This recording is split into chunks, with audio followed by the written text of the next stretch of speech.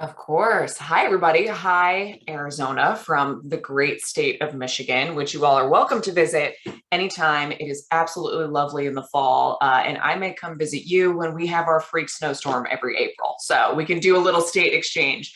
I am so thrilled. Rep, thank you for inviting me and putting this together. I really love being a part of the New Deal leaders and being able to connect with not only state legislators, but local elected officials as well from all around the country. It is a really, really wonderful group. Um, yeah, it sounds like a lot of what's happening on the ground in Michigan is a lot of what is happening on the ground in Arizona. And I have been screaming into the void and telling anybody who will listen, not only for the past month, but for the past 4 years that I've been in office, is we have to pay attention to what is happening on the state level. So if you've gotten to know me, it is likely because you watched a speech that I gave a little over a month ago, responding to a Republican colleague very directly by name, accusing me of grooming and sexualizing kindergartners and wanting 8-year-olds to believe they were responsible for slavery. And it was such an absolute gut punch from a colleague. This is a woman who I didn't have a bad relationship. We talked fairly regularly. We serve on a committee together. She asks about my daughter all the time. So this was such I was blindsided by this, but I want to tell everybody, and you all know this because you're living this, is my speech and the response did not happen in a vacuum. This is a trend that we have been seeing here in Michigan for years now. Michigan, we had the first COVID protest. Very proud moment for us. April 15th of 2020, there was a protest organized in Lansing. And then on April 30th, there was another one organized in Lansing, our state capital, where under the guise of COVID restriction frustration, we had heavily armed anti-government extremist militia groups come to our state capital. And you may have seen a photo that went viral then of 4 heavily armed men with AR-15s, faux military tactical gear in our Senate chambers. And one thing that I want to differentiate from January 6th is that unlike the insurrection at our United States Capitol, these people were invited in by our Senate Majority Leader. And Michigan is currently a divided government state. We have a Democratic governor with Gretchen Whitmer and a Republican House and Senate. And that divide and this rhetoric is evident every single day. So I wrote an op-ed for NBC News that went somewhat national at the time, really sounding the alarm on what we saw in Michigan, because we saw nooses, swastikas, Confederate flags. And if you know our Michigan, we are the most north state in the country. We sent more troops to fight in the Civil War against the Confederacy than any other state in the country. It's something we're very proud of. We have a statue outside of our state capital of Austin Blair, who was our Civil War governor, who, when Abraham Lincoln called for troops from Michigan, he sent 3 times the number of people. So that's who we are as a state. So to see this kind of hatred really viscerally taking hold of our state capital. And I warned then that if we continue to fan the flames of conspiracy theories, Arizona is very much like Michigan, the relitigation of the 2020 election over and over and over again, with one of our 2 major political parties being very willing to align themselves with conspiracy theorists, hate groups for political gain. I warned then that was opening the door to QAnon rhetoric, that if you validate the lie that the election was somehow stolen, then it opens the door to the reality for those who follow QAnon that the government is actually run by a cabal of pedophiles. And we've seen what happens with devastating effect. Friends of mine from Michigan moved here from DC. They were regulars at Comet Ping Pong. They knew all of the staff. So when this email went out from one of my colleagues about me, my friend's reaction was, "Are you okay?" Because this is the exact rhetoric that for a certain type of person sets off alarm bells that there are children who are in danger and they're going to go take action, and there is a direct through line from what we saw happen in Buffalo with white nationalist hateful rhetoric driving an 18-year-old to drive a significant distance to target a Black grocery store. It is a direct through line to what we just saw happen in Uvalde. And it has broken my heart to see the Oxford High School shooting here in Michigan was only 6 months ago, and we have seen no action on that either. So I know that I was here to fire everybody up and have good news, and I will have that. But I think what I want to connect with you is you're not alone in Arizona. We have all of these fights playing out here in Michigan. And what is so heartbreaking for me is I know this is not who we are. I have a little bit of a panic attack every time I see Michigan make national news, because over the past few years, it has largely been about these militia groups or about the 2020 election. We had Rudy Giuliani come and give a testimony in one of our state house committees, which was just, it was embarrassing. It was an embarrassment of our state, of our legislature, of the majority of people who voted and are watching the potential that their vote is going to get taken away is very, very real on the ground here in Michigan. I heard reproductive rights mentioned as well. And Michigan, when Roe falls, will overnight become the most extreme, most restrictive state in the country. We have a law on our books from 1931 that's dormant, so it's not a trigger law, and it's an existing law that will make abortion a felony immediately with no exception for rape, incest, age. It also includes medication, so it could potentially include contraception. So it's not who we are. And it's incredibly frustrating to see this rhetoric and this language that started in the darkest corners of the internet. It was fringe conspiracy theories. And as we've seen this very dangerous game being played where there are people in power for the purposes of keeping power who are aligning themselves with extremists, with hate groups, and we see that growing. So we got to what I did a few weeks ago, and once the attack was lobbed at me, I sat in how bad I felt for one day. And, I cried at the end of the day. I have a 1-year-old daughter, and my mom cried. She said, "How could somebody say this about you?" And I just really digested and reflected on the fact that I feel horrible for one day. But if you are on the receiving end of these attacks, if you are the parent of an LGBTQ child, if you are in the Black community and you've seen all the attacks on critical race theory and the 1619 Project and diversity, equity, inclusion, this is how bad you feel every single day. And it's BS.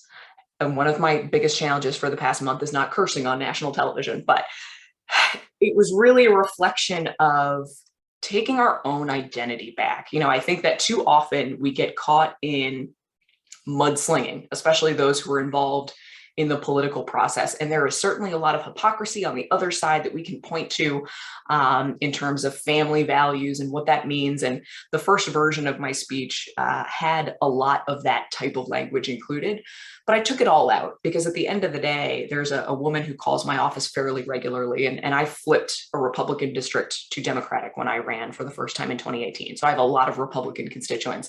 I represent Mitt Romney's hometown to kind of give you a flavor of where I live. But there's a woman who calls every week, and she is a Republican, lifelong Republican. She was a precinct delegate, but in a time when you could trust your elected officials, Republican or Democratic, that they had your best interest at heart, even if they disagreed. And she lives alone. And you can hear it in her voice when she calls us all the time that she fundamentally believes all of these things. She believes the election was stolen. She believes that her vote didn't count. She believes that, that kids are being indoctrinated and groomed and taught horrific sex acts in school when it's not true. So part of what was so frustrating to me is that the people who are playing these games are taking advantage of people like her as well. And it's not okay. It's unacceptable. So a lot of what I wanted to do was, number one, take my own identity back, because I am a white suburban mom. My district starts 2 miles north of Detroit, which is one of the country's largest majority Black cities. I represent a majority white district. That's not by accident, but I know in my heart that an overwhelming majority of the people I represent, the people who look like me, who are white, suburban Christian moms, don't hate other people and don't want to target anybody who's different, and also recognize that it's scapegoating. It is lying to people to convince you to be so angry and fearful towards other people that you don't notice that it's not fixing the roads, it's not making healthcare more affordable, it's not bringing more teachers into schools. And I don't think we can lose, and that's all of us, all of us who are in this process, I don't think we lose when we stand up for our values. So on the positive note, I cannot tell you how overwhelming in the best way possible this past month has been.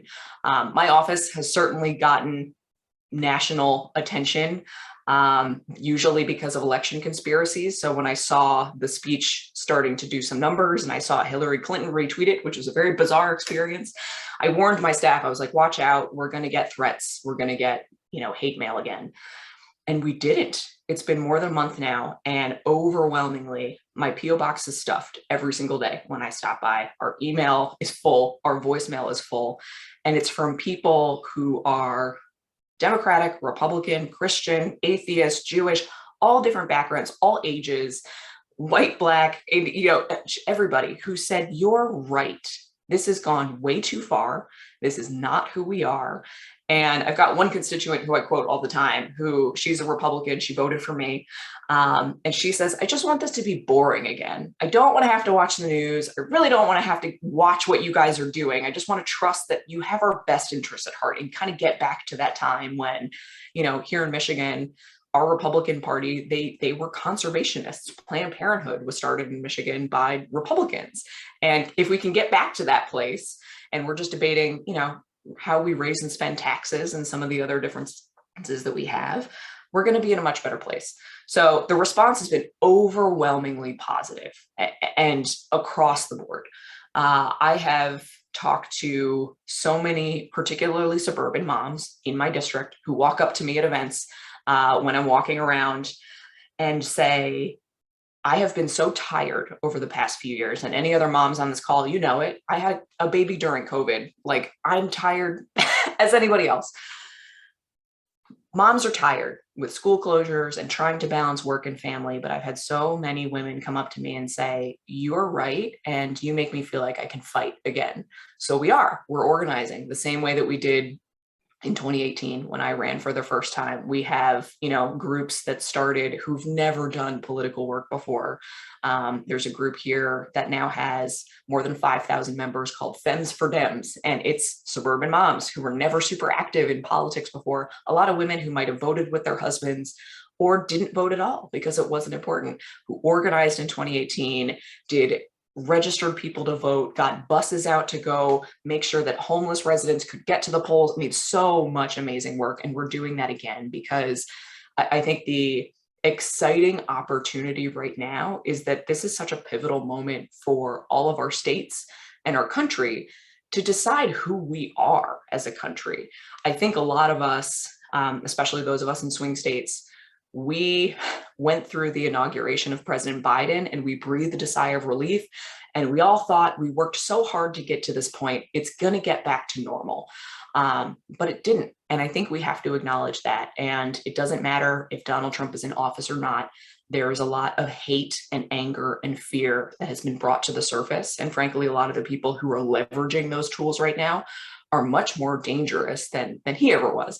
But if we show up and we are vulnerable and we show passion, because there's so many people I talk to who are like, I'm so mad right now, and why don't I see anybody screaming like I'm screaming? And give people an alternative. Like, none of this is going to be taken away from us unless we let them.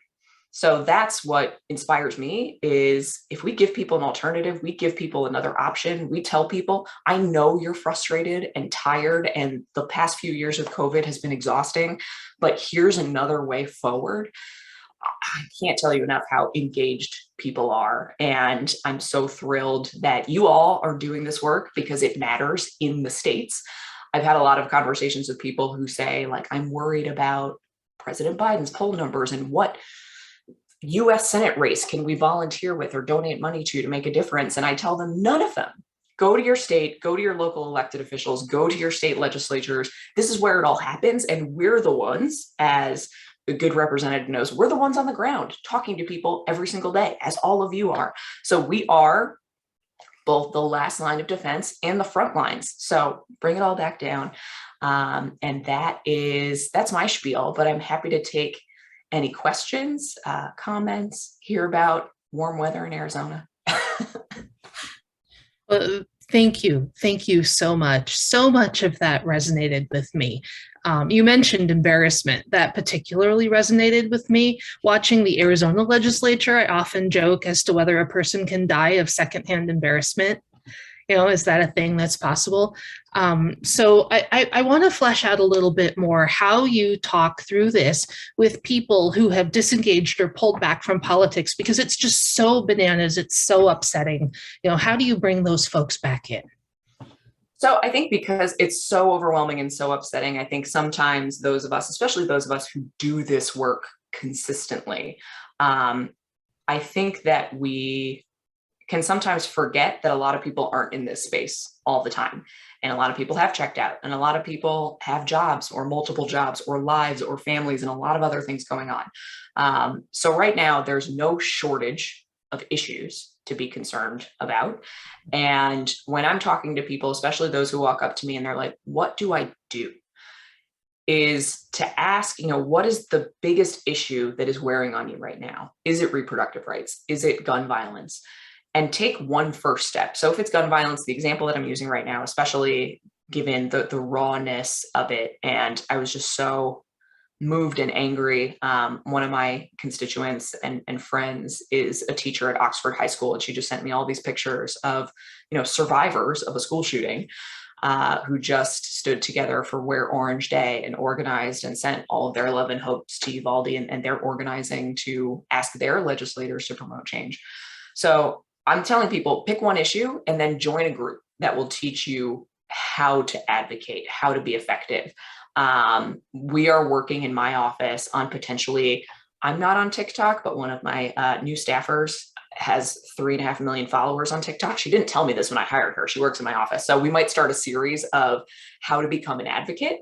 And it's going to be issue focused. So it's, if you care about repro rights, here are the steps. Number one, find your state legislators, find their contact information, find out how they engage with constituents, and join one group and show up consistently. Because I think it's that joining one group and showing up consistently, even if it's Moms Demand Action, I go to one meeting a month, they're teaching me how to do a citizen lobby day or write letters. That's going to be so much more impactful than feeling like you have to do everything, because that's overwhelming. That's where you get burned out and you don't feel like you're making an impact. And I think it means I have to check myself a lot of times because I am fired up about every issue, but this is my full-time job. So I think that's my biggest piece of advice, and letting everybody know that as long as you pick your issue, the one that is going to drive you to that next meeting, trust that somebody else is on the other issue. And if we all do that, if we all do our one thing, we're going to be okay, because there's a lot more of us than there are people who want to tear this country down. It's like John F. Kennedy said, a rising tide lifts all boats. Exactly. We believe that strongly here. Yes. So I really want to ask you, so many Democrats have a deep-seated unwillingness to play hardball, to engage in procedural warfare the way the other side does. And I kind of get the feeling you don't agree. So I would love to hear your thoughts on that. Yeah. And so there's an analogy, and I can never remember who told it to me, but it like rings true to my soul every day, is that if Republicans and Democrats are playing a game of chess, Democrats are trying to figure out our next move while Republicans have flipped the board over and lit the house on fire. And that feels very true. It's like we are so set and like, these are the rules and this is how it's supposed to work.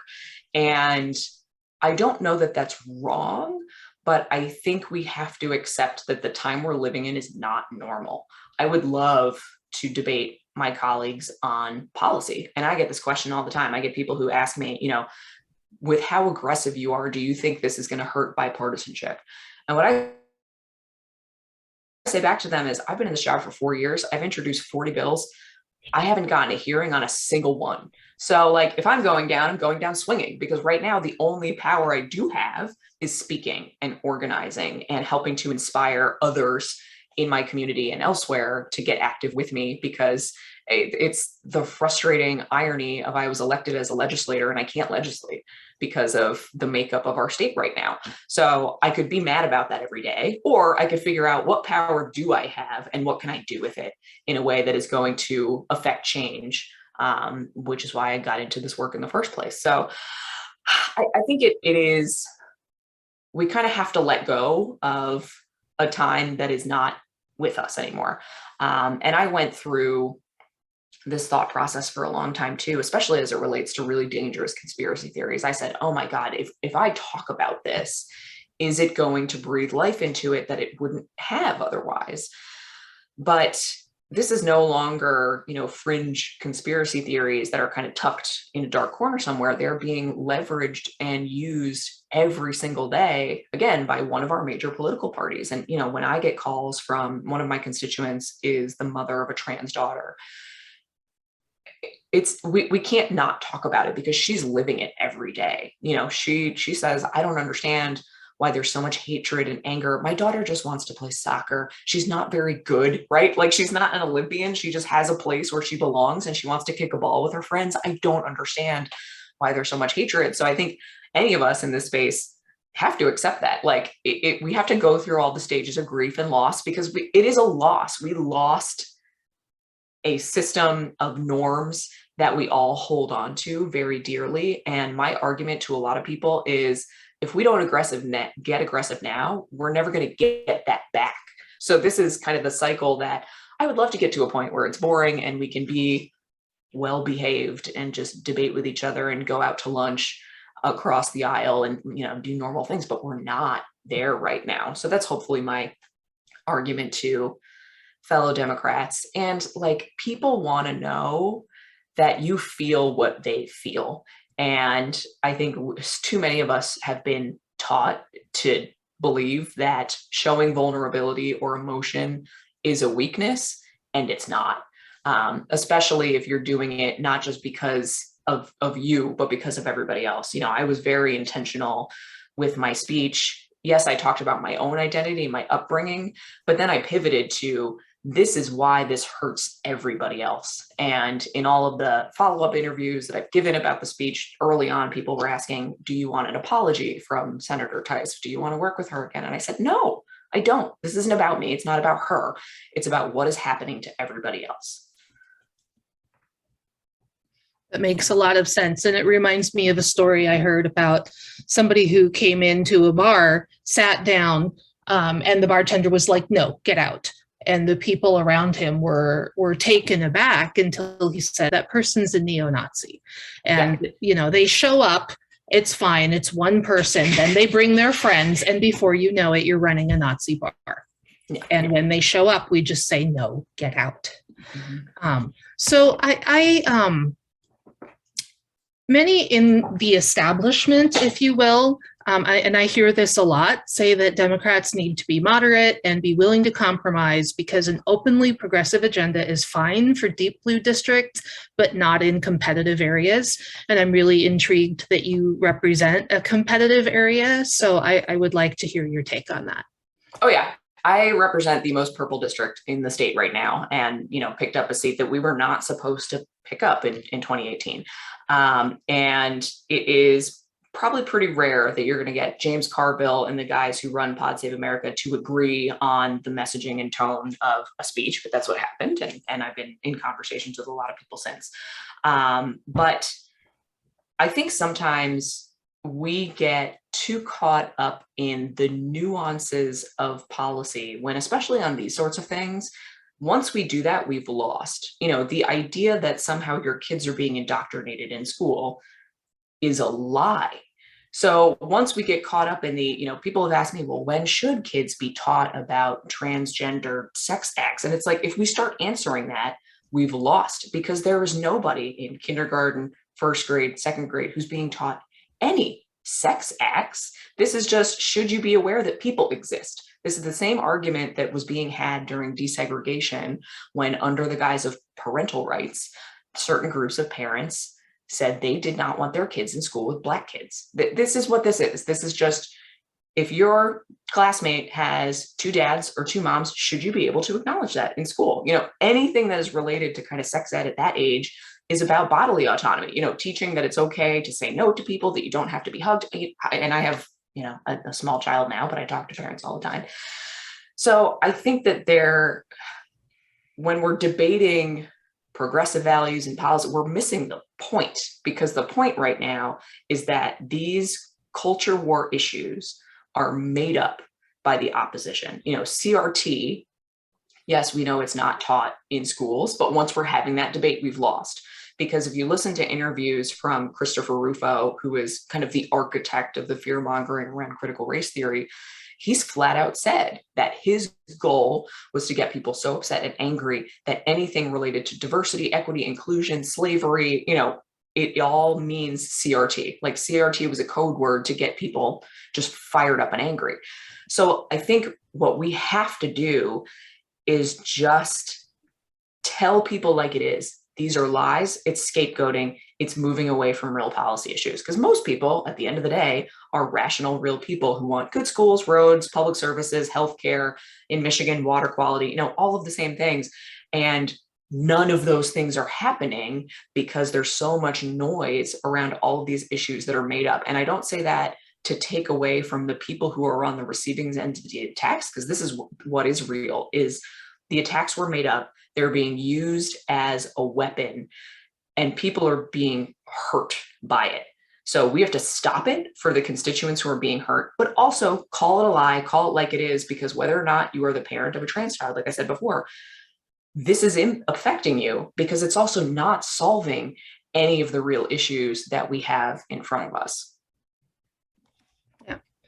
So you mentioned anger. And I will freely admit to having spent most of the past couple of weeks just in an absolute white hot rage.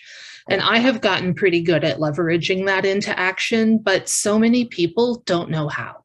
So how do you personally channel your anger into action, and how do you advise people who just want to scream or throw things? How do we get there? Yeah. So there is an amazing book that I recommend to everybody. It's called Politics is for Power. And it's a really kind of humbling critique, especially of Democrats and progressives, of the way that we kind of participate in the political process, which is we get really angry, we go on social media, we yell about things, we yell at other people, we find other people who are yelling, and it just ratchets it up. And it's doing nothing to move the needle, because at the end of the day, you need more people to vote with you than are voting against you. There is a terrifying anecdote at the beginning of the book that talks about how the KKK started a program where they were proactively reaching out to people who were suffering with opioid abuse and offering services and places to live and resources. And if there's only one person in your life who's helping you through a dark time, and then 6 months down the line, they say, oh, by the way, we're the KKK. Do you want to become a member now? You're going to say yes. This is how we lose people. So what I try to tell everybody is take 2 hours, shut your phone off, get off Twitter, knock 50 doors, make a few phone calls, because that is the work that it's going to take to actually move the needle. And you feel a lot better about yourself. If I go out on doors instead of going on Twitter, even if I don't have the best day on the doors, let's say my hit rate isn't that high, there's always at least a conversation or two, especially face to face, that just restores my faith in this entire process. And that is my biggest thing is, you have every right to be angry. Be angry. You should do something. And it's even self-serving. If you're this angry, do you want to feel better? There are ways that you can do that. Raging on social media is not it. Filling out a change.org petition, which isn't going to do anything, is not it. But finding 5 people who agree with you and agreeing you're going to actually do something tangible to help be a part of the process, even if you don't solve it right away, you feel like you've done something. That was my attitude when I ran for office for the first time. Once I started getting out on doors, having the conversations, my mindset switched from, even if I lose, this was worth it because I've met people in my community I never would have met otherwise. We've made connections, and that's what we need to have happen. But sometimes you're just really mad and you want to take like a week off and not pay attention to any of it. And you should absolutely do that too. Yeah, I can relate. I am an introvert, and I'm always terrified every time I knock a door, and I'm always so glad that I did afterwards. Yeah. I've had the best conversations at doors. I have anything worth doing is hard. Just, it's a hurdle you get over, and then it feels good afterwards. I want to respect your time, but I do have one more question, if that's okay. Yeah.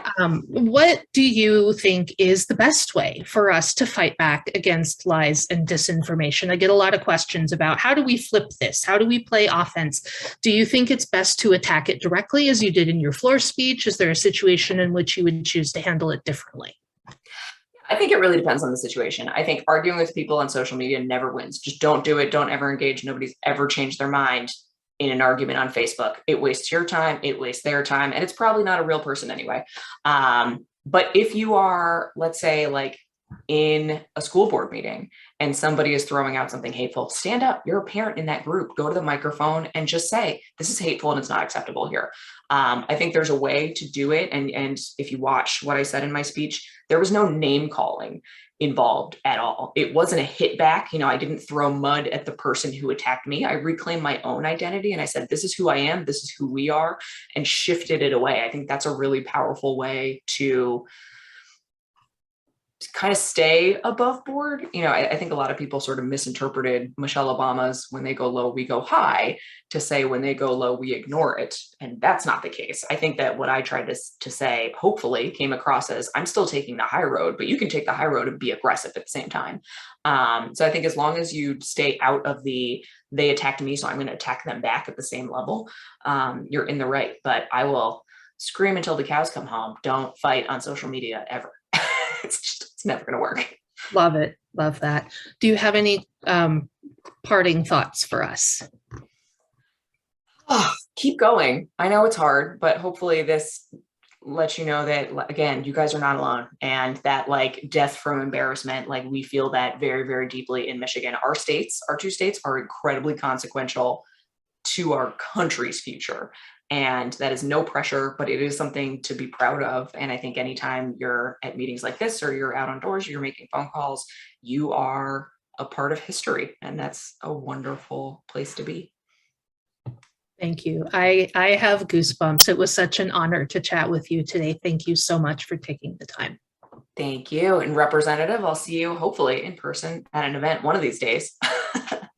Have a good night, everybody. Lots of love for you in the chat. We appreciate your time. Oh, thanks, everybody.